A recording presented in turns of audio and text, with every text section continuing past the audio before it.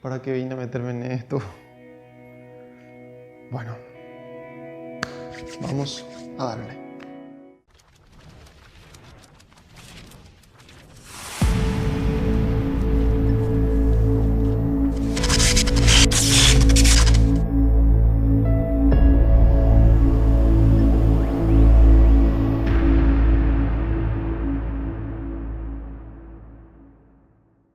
Quisiera comenzar hablando de Mateo capítulo 1, versículo 25, donde el texto nos habla claramente de que José llegó a tener relaciones sexuales con su esposa María en algún punto de sus vidas.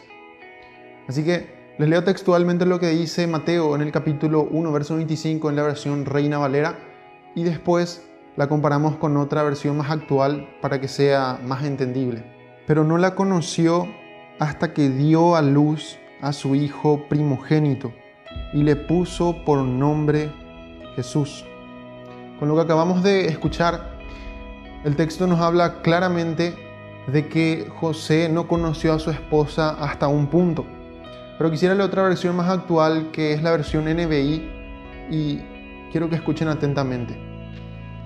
Pero no tuvo relaciones conyugales con ella hasta que dio a luz un hijo, a quien le puso por nombre Jesús. La NBI nos habla y reemplaza la palabra conocer por la palabra relaciones conyugales. La versión PDT utiliza la palabra relaciones sexuales en vez de relaciones conyugales, lo cual lo hace más claro todavía. El punto es que el texto hace referencia a que José no tuvo relaciones con María hasta el nacimiento de Jesús.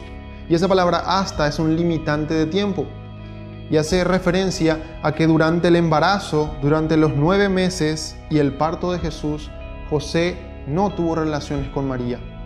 Pero el texto no asegura nada después. Y ese es el punto.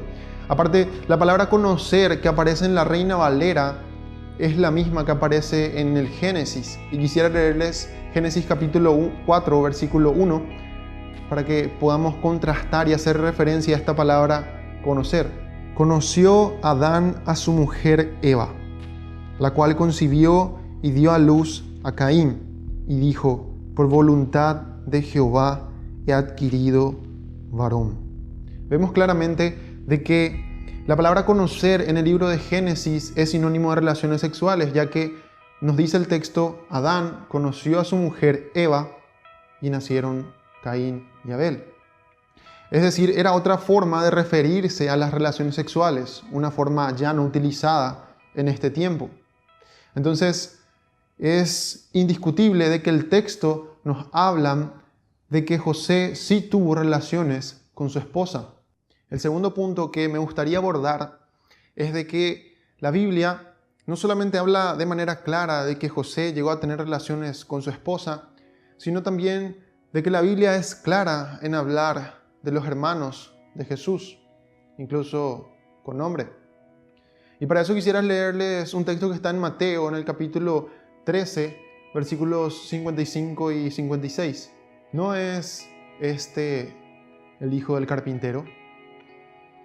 ¿No se llama su madre María y sus hermanos Jacobo, José, Simón y Judas? ¿No están todas sus hermanas con nosotros? ¿De dónde, pues, tiene todas estas cosas? Vemos cómo el texto cita a un tal Jacobo, a un tal Judas, a un tal Simón, etc. E incluso cita hermanas. Y es curioso porque en este ambiente, en el contexto del texto, está Jesús en el lugar donde estaban sus padres, en la zona geográfica de su familia, y las personas que lo conocían a él se asombraban por lo que él estaba enseñando y decían: espérense un rato, ¿y nosotros no le conocemos a su familia? ¿No sabemos que su mamá es María y fulano y fulano y fulano son sus hermanos y también sus hermanas están acá con nosotros? ¿De dónde saca todas estas cosas?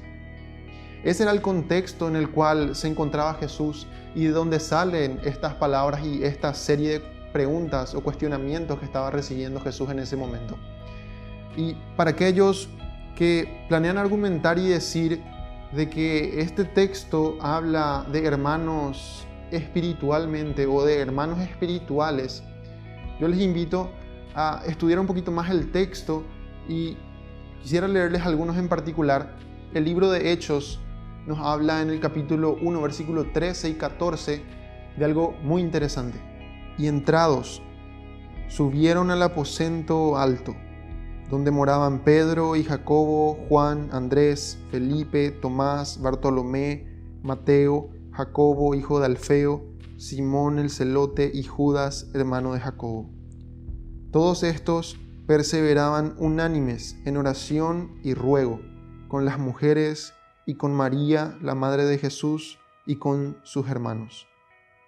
Este texto que acabamos de leer hace referencia a los discípulos nombre por nombre.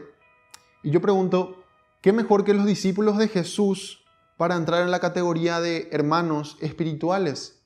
Ya que ellos eran las personas con las que Jesús pasaba más tiempo, con las que compartía y les transmitía sus enseñanzas, y al fin y al cabo ellos eran sus seguidores. Pero es interesante de que el texto cita a los discípulos nombre por nombre, y en el siguiente verso habla de las mujeres, de María y de sus hermanos. Pero, ¿y sus discípulos no son sus hermanos? ¿O estos hermanos son otras personas que no engloban a los discípulos? Por eso ellos son citados nombre por nombre en el versículo anterior, y luego en el siguiente es necesario utilizar la palabra hermanos para referirse a otro grupo. Muchos pensarán de que es un juego de palabras o de que simplemente hay que interpretarlo de otra manera, pero para aquellos que no les queda claro, yo les invito a leer Juan capítulo 7, verso 3, donde sus hermanos de sangre de Jesús se van a referir a los discípulos de Jesús. Y si no me crees, lee el texto. Y le dijeron sus hermanos: sal de aquí y vete a Judea, para que también tus discípulos vean las obras que haces. Es curioso que en este verso vemos las dos palabras juntas, discípulos y hermanos. Es decir, de que no son los mismos y no se refiere al mismo grupo de personas. Y en el texto claramente sus hermanos, que son sus hermanos de sangre o sus medios hermanos, ya que son hijos de María y José, pero Jesús solamente descendió de María y el Espíritu Santo. Entonces, vemos que claramente sus medio hermanos le están diciendo: andate a Judea para que tus discípulos te vean y vean lo que estás haciendo. Y es curioso de que ellos, el texto se refiere a ellos como hermanos, pero el contexto habla de hermanos de sangre. Y no hay indicios para identificarlos como hermanos espirituales. Simplemente para ir cerrando este video y tocando el último punto, María y José eran judíos. Para la mentalidad judía, el ser estéril era visto como una consecuencia del pecado, como una maldición de Dios. Y en contraposición a eso, el tener muchos hijos y la fertilidad eran vistas como una bendición de parte de Dios para el pensamiento judío de ese tiempo. Y siendo José y María judíos, de mentalidad judía, ¿por qué razón no tendrían hijos? ¿Cuál sería la razón por la que María debería de quedar virgen? ¿Qué parte de la Biblia habla de que no ser virgen es pecado o no ser virgen te hace menos santo? ¿Cuál es el problema con que María no sea virgen? Yo entiendo de que uno puede entrar a la Biblia con un prejuicio y encontrarse con textos que le digan lo contrario y querer seguir creyendo eso, entonces tratar de buscarle la vuelta a esos textos. Pero si uno lee la Biblia sin pensamientos que ya se forman antes de leerla, si uno la lee tal cual como está, uno va a llegar a la conclusión lógica de que María sí tuvo hijos aparte de Jesús. Y no hay ningún problema con eso. María no es menos santa, no es menos devota a Dios. Ella fue una mujer pura y perfecta. haya tenido o no haya tenido relaciones, haya tenido o no haya tenido más hijos. Eso no afecta en ningún punto. Así que la Biblia es clara. María sí tuvo hijos. La Biblia habla nombre por nombre y no hay nada de malo en ello. María no deja de ser un modelo que las mujeres deben de imitar. María no deja de ser un modelo de piedad, de oración, de santidad, por el simple hecho de que la Biblia diga que ella no es virgen.